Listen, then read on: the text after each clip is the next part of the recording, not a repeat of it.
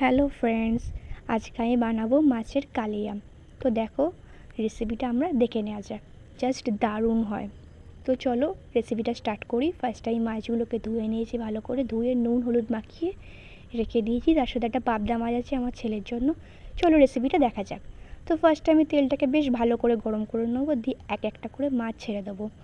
মাছগুলোকে কিন্তু লাল লাল করে বেশ ভালো করে ভেজে নেবো। তো চলো, কটা মাছ ভাজা হয়ে গেছে, আবার কটা মাছ দিয়ে দিয়েছি।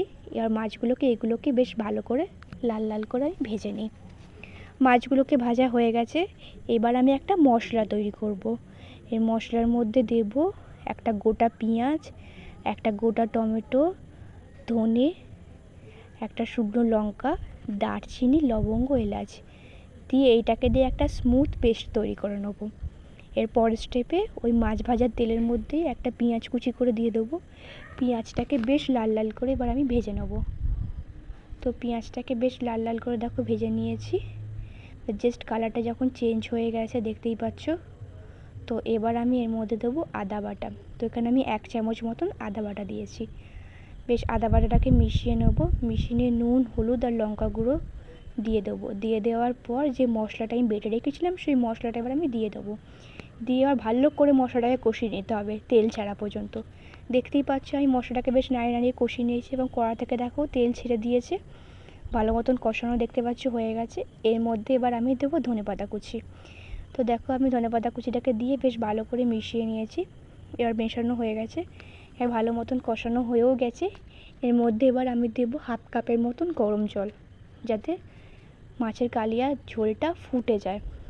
তো দেখো এখানে আমি জলটা দিয়ে বেশ ভালো করে আর একটুখানি জল দিয়ে বেশ ভালো করে ফুটিয়ে নেব।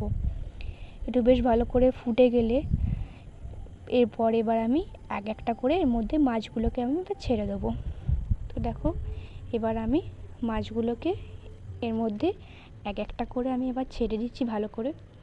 তো ভালো করে মাছগুলোকে ছেড়ে দেওয়ার পর 2 পিঠ ভালো করে মশলার সাথে মিশিয়ে নিয়ে একটু ফুটিয়ে নেব।